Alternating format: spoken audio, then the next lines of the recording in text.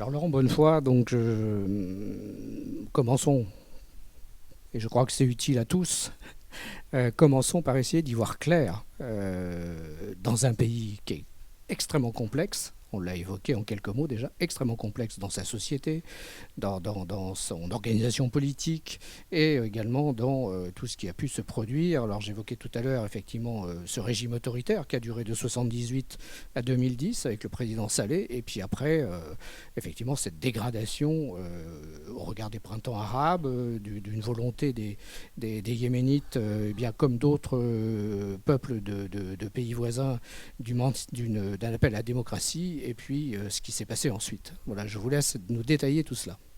Alors, je ne vais pas faire un cours d'histoire, mais je pense que c'est utile pour nous tous de se pencher sur ce qui s'est passé ces dernières années.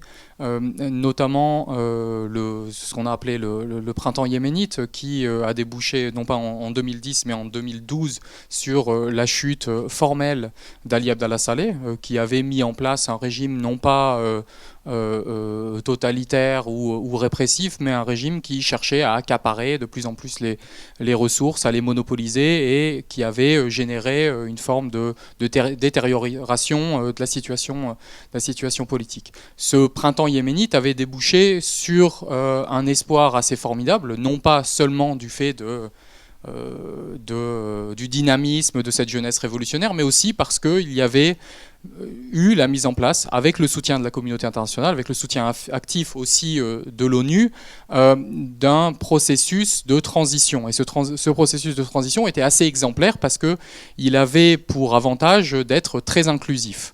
Ce qui s'est passé, c'est que ce processus, ce niveau institutionnel qui enthousiasmait tout le monde, à juste titre, était en quelque sorte déconnecté d'un certain nombre de réalités du terrain et d'autres processus que j'appelais peut-être plus structurels, qui étaient liés à l'économie, qui étaient liés aussi à l'histoire, et qui avaient généré aussi des impatiences fortes. Et quand les populations et surtout quand les élites ont senti que finalement le niveau institutionnel commençait à être bloqué, eh ben on a eu des impatiences qui sont montées et qui se sont incarnées particulièrement dans la croissance du pouvoir Houthi, qui a réussi à gagner du terrain et de la popularité, et puis aussi la dynamique sudiste qui rejetait de plus en plus manifestement ce processus institutionnel mis en place à Sanaa. Est-ce que vous pouvez détailler un peu ce que sont les houtistes finalement qui sont apparus sur la scène politique yéménite à la faveur de ce conflit? Alors c'est une grande question. Les Houthis, tels qu'on lit dans la presse, sont une milice chiite. C'est une partie, on va dire, de leurs caractéristiques, mais une partie qui néglige totalement, on va dire, des spécificités yéménites, et notamment le fait qu'ils représentent, d'une certaine manière, un processus de reconstruction d'une identité, qu'on appelle le zaïdisme au Yémen, et ce zaïdisme-là avait pour caractéristique d'être, en quelque sorte, perçu comme un moyen terme entre une identité sunnite dominante dans la péninsule arabique et puis cette identité chiite qu'on perçoit comme étant d'origine iranienne. Et le mouvement Houthi avait émergé dans les années 90 comme un processus de réaction finalement à la marginalisation du zaïdisme. Une marginalisation historique qui faisait que par exemple un grand nombre de leaders islamistes étaient d'origine zaïdite mais ne se revendiquaient pas comme tels. Et cette réaction, dans les années 90, elle a débouché sur un positionnement politique qui s'est incarné autour du mouvement Houthi et qui a débouché sur une guerre qui, au départ, a été localisée. Elle a débuté en juin 2004, très localisée, mais qui, progressivement, du fait d'un mécanisme de répression, de violence, a permis finalement aux Houthis d'apparaître comme la principale incarnation de l'opposition au régime d'Ali Abdallah Saleh. Toute la complexité, c'est que depuis 2013-2014, on a eu une alliance qui a émergé entre les deux anciens ennemis, entre les Houthis et puis les réseaux d'Ali Abdallah Saleh, l'ancien président, qui s'est senti marginalisé. Et cette alliance-là est d'une certaine manière mystérieuse, mais il ne faut pas oublier qu'elle a une structure aussi identitaire. C'est-à-dire que le processus de transition a donné une place assez prépondérante aux identités sudistes. Et en réaction, on a eu un sentiment de marginalisation qui s'est incarné au sein des populations zaïdites qui, de plus, avaient le sentiment que finalement le processus de transition ne fonctionnait pas. Et c'est bien toute cette articulation entre des dynamiques politiques, des dynamiques liées à une frustration d'élites qui semblent perdre leur capacité de contrôle, et des dynamiques identitaires plus complexes et qu'on a parfois du mal à comprendre quand on décrit le conflit comme étant simplement une opposition entre les sunnites et les chiites. Alors Manuel Lafont-Rapnouil, donc on a un conflit qui se cristallise aujourd'hui donc autour de cette intervention de la coalition autour de l'Arabie Saoudite, donc opération qui a été destinée donc en fait à essayer de rétablir en fait le pouvoir de Abdo Mansour Hadi, le président. Qui n'a pas tenu, ce que vous nous dites, qui n'a pas tenu ses promesses vis-à-vis de la population, et donc qui a été un peu le déclencheur de ce conflit. Vu du Quai d'Orsay, donc comment analysez-vous à la fois, je dirais, cette situation locale, yéménite, et en même temps, on peut évidemment pas s'empêcher de penser au contexte régional. Je viens de parler de l'Arabie Saoudite, mais on parle aussi évidemment de l'Iran, derrière les chiites, et on parle aussi, j'aimerais qu'on puisse en développer quelques mots maintenant, aussi de tous ces groupes terroristes présents au Yémen. Rappelons par exemple que après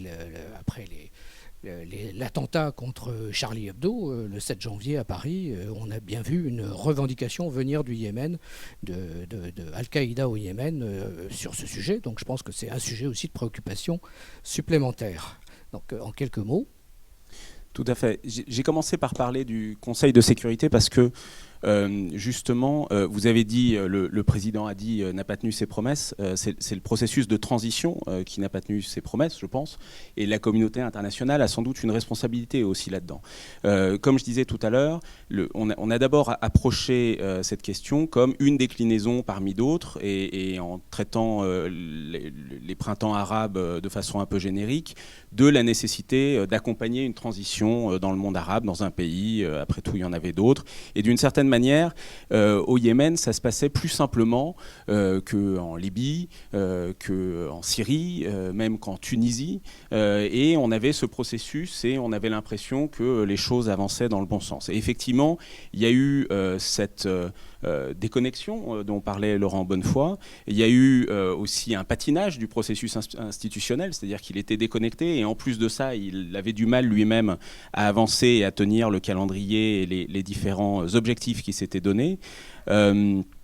Et là, il a fallu, pour la communauté internationale, commencer à réfléchir à la façon de traiter les problèmes plus profonds, comme le fédéralisme, comme le partage des ressources, comme la façon dont on traitait le dynamisme de la jeunesse dont on a parlé tout à l'heure, et de trouver une manière pour la communauté internationale d'accompagner ça et d'intégrer ça dans le processus. Et d'une certaine manière, la situation où on a été rendu montre qu'on n'a pas réussi cette partie-là. Est arrivée cette phase différente dont le visage le plus flagrant est le mouvement Houthi et son avancée progressive militaire sur le terrain et le changement de fait politique qu'il a impulsé, avec immédiatement le réveil d'un jeu géopolitique qui était déjà là, mais qui est devenu beaucoup plus prégnant, notamment de tensions entre les pays du Golfe et l'Iran en arrière-plan. Le terrorisme, évidemment, a toujours été présent derrière. D'une certaine manière, aujourd'hui, la situation est encore un peu plus préoccupante, puisque non seulement Al-Qaïda dans la péninsule arabique est une menace dont on connaît la force, mais maintenant Daesh a la prétention d'y arriver, et cette concurrence, évidemment, est dangereuse. Elle est d'autant plus dangereuse qu'elle s'inscrit dans un contexte plus large qui est compliqué aussi. Alors, dans ce contexte-là, ce qu'on essaye de faire, c'est justement d'essayer de remettre tous les petits canards en ligne, si je puis dire, d'avoir une approche où on se met d'accord sur une ligne d'action et on essaye d'avancer. Évidemment, ça n'a pas que des avantages, c'est-à-dire se mettre d'accord sur une ligne d'action, c'est aussi faire des compromis, et c'est ça qui est un peu difficile. Mais une des choses sur lesquelles la France insiste notamment, c'est le fait qu'il faut maintenir un rôle central pour les Nations Unies. Les Nations Unies étaient représentées par un conseiller spécial du secrétaire général, Jamal Ben Omar, qui a fait une grande partie du travail et dont le bilan est loin d'être nul, mais est arrivé à un moment où, manifestement, il n'était plus l'homme de la situation. De toute façon, il n'était plus accepté en tant que tel par les partis. Donc il y a un nouveau personnage, l'envoyé spécial du secrétaire général, qui s'appelle Ismaël Ould Cheikh Ahmed, et que la France soutient, que la France appuie, avec l'objectif pour cette personne de faciliter un dialogue, le dialogue le plus inclusif possible entre les partis. Et on n'est pas uniquement dans un dialogue entre les Houthis d'une part et les partisans du président Hadi de l'autre, ni même dans un dialogue purement tripartite avec les partisans du président Saleh comme troisième interlocuteur. Le paysage est plus large que ça, et l'action du médiateur vise à essayer d'élargir, justement, pour ne pas être prisonnier de ces oppositions et de ces lignes de fracture géopolitique dont je disais. Rapidement, la conviction de la France, c'est qu'il n'y a pas de solution militaire au conflit. La situation actuelle, je pense, suffit à le démontrer, notamment le fait que notre analyse et que la vigueur de la menace terroriste qui existe au Yémen sort plutôt renforcée des derniers mois.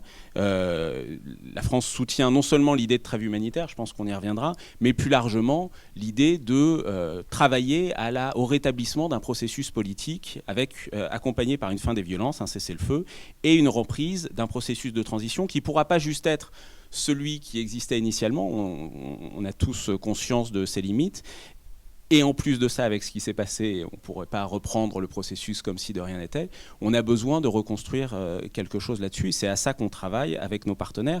Essayer de donner à ce représentant du secrétaire général un appui diplomatique international aussi uni, aussi clair et aussi dénué d'ambiguïté que possible. Ça n'a pas toujours été le cas, et ça fait partie de ce qui nous a amené là où on est aujourd'hui. On reviendra bien entendu dans la dernière partie de notre débat d'aujourd'hui sur les sorties de crise possibles, politiques en particulier. On reviendra effectivement sur l'échec des discussions actuelles, mais nous allons entre-temps nous pencher sur la situation humanitaire des Yéménites. Et je vous propose, avant de donner la parole donc à Cédric Schweizer et à Marie-Elisabeth Ingres, je vous propose une courte vidéo qui montre quelques images du travail qui est fait actuellement par le CICR et MSF sur place au Yémen.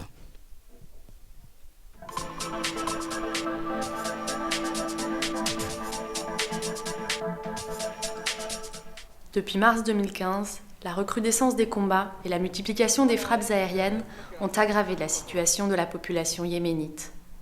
Déjà éprouvée par plus de 50 années de conflit, elle doit désormais faire face à de multiples pénuries. Pénuries d'essence, d'eau, de nourriture et de matériel médical. Mais l'acheminement des biens est compliqué au Yémen. Le CICR, par exemple, a dû négocier pendant plus de 10 jours fin mars l'arrivée d'une cargaison de matériel médical, pourtant nécessaire sur place immédiatement. La situation sécuritaire est également critique pour le personnel humanitaire. Fin mars, en une semaine, 3 employés du Croissant-Rouge du Yémen ont été abattus alors qu'ils essayaient de sauver des vies. Malgré les risques, plus de 250 personnes travaillent au Yémen pour le CICR. Le 8 avril, une équipe chirurgicale conjointe, CICR et Médecins sans frontières, a été envoyée à Aden. Le lendemain, plus de 16 tonnes de matériel médical ont atterri à Sanaa, la capitale. Depuis, environ 600 blessés ont été pris en charge à l'hôpital Al-Jumouria à Aden. Marco Balden fait partie de l'équipe chirurgicale sur place. Water tanks of the hospitals are targeted by stray bullets or lose their water supplies, the hospital system stopped functioning. Insecurity prevents patients from reaching hospitals, and even ambulances had become a target. So the entire hospital system and the health system at large that was struggling to survive previously becomes one of the first victims of the conflict. Cet hôpital d'Al-Jumouria à Aden a dû être intégralement évacué le 30 avril, car il se trouvait désormais sur la ligne de front. Les aéroports de Sanaa et de Hodeïda ont ensuite été pris pour cible, rendant impossible l'acheminement de biens de première nécessité. Dans cette situation de plus en plus critique, le CICR et MSF ont de nouveau demandé que les voies d'approvisionnement soient dégagées afin de permettre l'accès de l'aide humanitaire.